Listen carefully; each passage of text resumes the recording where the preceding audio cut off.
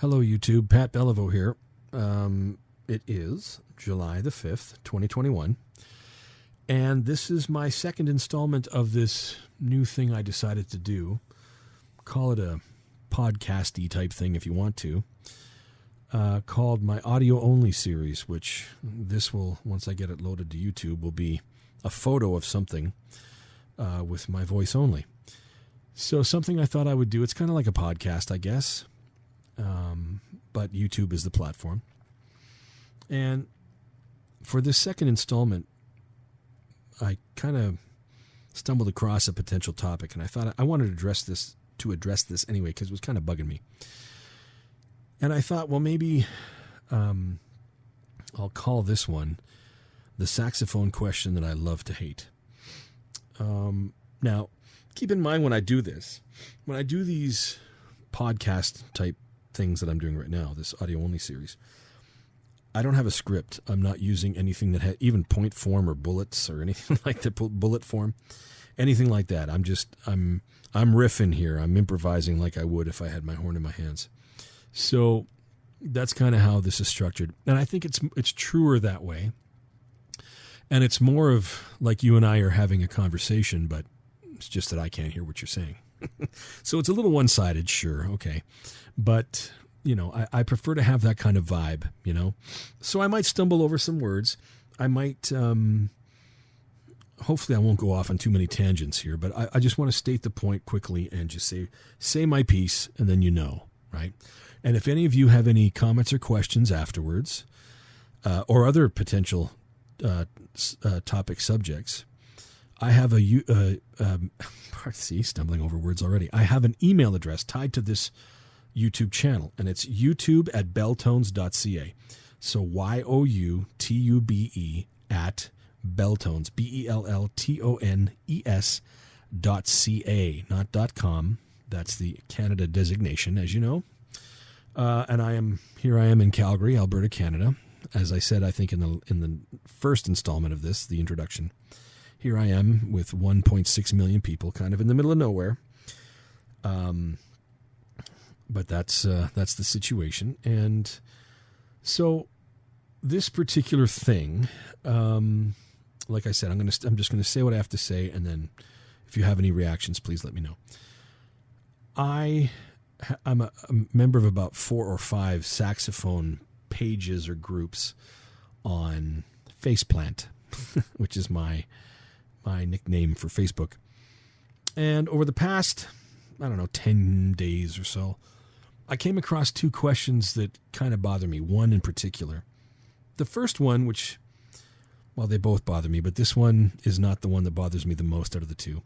Somebody brought forth this idea of asking, who's the most overrated sax player right now?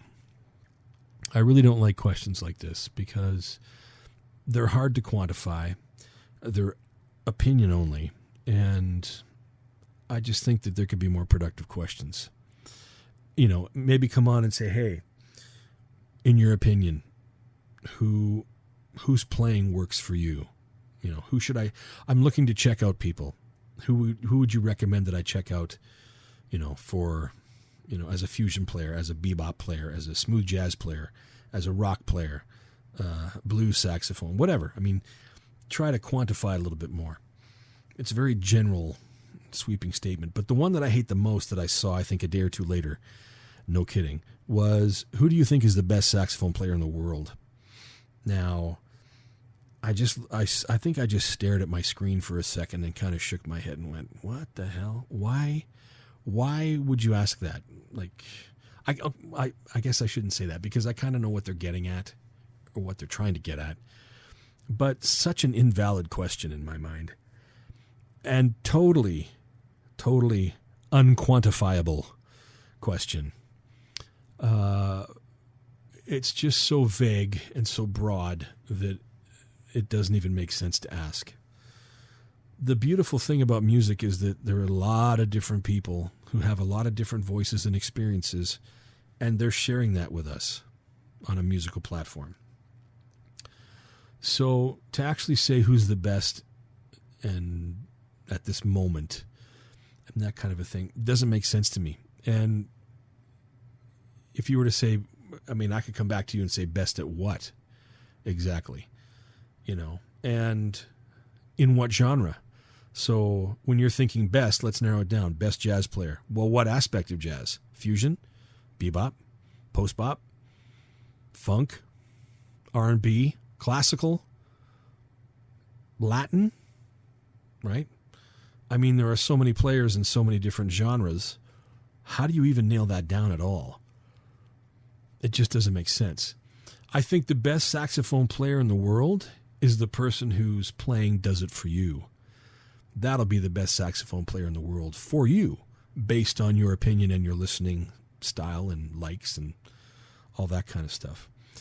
I kind of in terms like this, I was talking in a lesson to a student of mine at Ambrose University here in Calgary, where I teach part-time.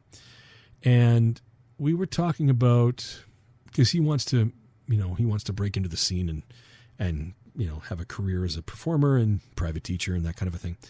And we got on the subject of, I told him, please come to terms as quickly as possible with the fact that not everybody's going to like what you do, and people are going to be critical.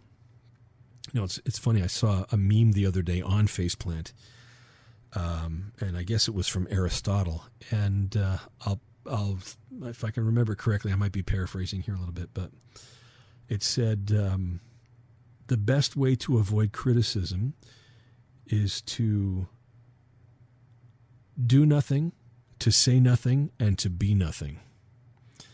Now, if that's what you want to be, I wouldn't recommend it. But then, yeah, you can avoid criticism. But somebody is always not going to like what you do for whatever reason, whether it's the way you sound, whether it's the lines you play, whether they don't think that you're melodic or whatever. There's going to be something.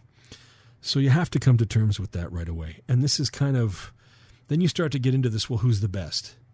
And who's the best saxophone player and all this kind of stuff. And it just, I don't know, it's just a weird rabbit hole to go down. And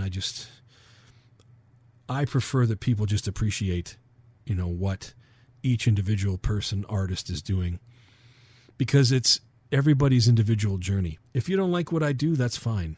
As an example, that's fine. Somebody else will. And you know what? You don't like my playing, there are other players out there that I know you will like then. Maybe my sound's too bright. Maybe I'm too loud. Maybe I'm not melodic enough. Maybe, I don't know, you just don't like my tone or the lines I play, whatever. I don't know. Whatever your reasoning is your reasoning, and that's okay. You don't have to like it. I'm putting it out there, and that's the way I play. It's the sound that I have. It's my journey of 42 years up to this point of being a saxophone player has led me to this point. This is where I am within my journey. I'm comfortable with where I am, and I intend to stay here for the time being. And I'm sorry. Well, actually, I'm not that sorry. I'm presenting myself to you basically on a silver platter. And if it's not something that appeals to you, that's okay. I don't take it personally. So one of the things that I told my student was, don't take it personally. Everybody has an opinion on something. And, I was doing a lesson with my sister-in-law yesterday over here at home, as she's a saxophone player too. And I mentioned this to her, and she said, that's like saying, what's the best food in the world? And I said, yeah. How do you quantify that? Best for what? So my opinion of what I think the best food in the world, I'd probably go with Italian myself, but that's me, right? So somebody might say, oh, no, Chinese or Indian or Thai or whatever. And I love all of that stuff. I love Chinese. I love Thai. I love Indian. But Italian's probably my go-to. But, I mean, there's a whole bunch of other ones that I like too. And they're no less valid, So I think we have to be careful on how we approach, how we look at things, especially musicians. And I mean this mostly for like up and coming students and stuff, who might, as soon as they find out somebody doesn't like how they play or whatever, it might get them down, and it might bug them. And like I said to my student, you need to come to terms with it quickly that not everybody's going to like what you do. And Do not, under any circumstances, try to please everybody, because you will not do it. And it's a really shitty road to go down. You do what you do. Be true to what you do. Stay the course. Don't let all this outside opinion, criticism, BS affect what you do. Just hold the course, keep it going, and do what you want to do, what sound you have in your head, follow that, and keep going with it. Don't worry about things like who's the best saxophone player. It's not about that. It's about making a musical contribution to society, to the world. You know, it's basically you're giving yourself to people. That's what you're doing. You're putting yourself out there. And some people aren't going to like it. So get over it, because it's not a case of if, it's a case of when. And you'll find that out the first time you ever send a recording to a jazz critic, for example. They have to say something. They're critics. That's what they do. That's their job, right? So, but everybody's a critic, right? So anyway, I just wanted to put that out there. And those kind of questions, when I see them on Faceplant, I don't engage.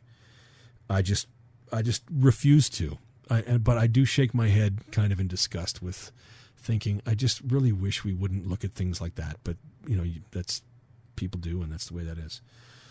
So I did engage one time when somebody posted that, because it's not the first time I've seen that question come up, this who's the best in the world thing. And I think my response was, you know, there's just far too many great players and far too much great music being produced and being performed that we shouldn't worry about shit like that. We really shouldn't. So those of you who are out there trying to get better at your music, whatever level you're at, stay the course. Do what you're doing. Follow the music that's within you and stay true to that. And you know what? That's the best contribution you can make. Don't cave to somebody's criticism. That's the worst thing you can do, because then you're not being true to yourself. And you know what? You can survive all that external crap, right? Keep the stuff that's internal within you flowing. And that's the truest gift you can give to society and to music, period. The music is the most important thing out of all of this, not the criticism or judgment or whatever that might come with it at times. Forget about that stuff. Just don't even think about that stuff. Just keep doing what you're doing. I know it kind of sounds like a public service announcement, but I don't know. It just kind of, my feelings start to melt when I see questions like, who's the best saxophone player in the world? I just hate those kinds of things. Anyway, there's so much out there to appreciate, so let's get out there and appreciate what's out there. So anyway, that's all I wanted to mention on that. That's my second installment for this audio-only series. If you have any, comments on this or questions on this, or even experiences with, you being criticized or somebody asking you that question before or whatever, and how you reacted to it, I'd be curious to see how that went. Or if you have any, further topic suggestions, I'd be curious to hear those too. So don't forget, the email address you can send any of that stuff to is youtube@belltones.ca. I wish you all a very good evening, and I hope all of you are doing well, and you're all safe and sound, and I'll talk to you soon with installment number 3. Topic to be determined. Take care, everybody. Bye for now.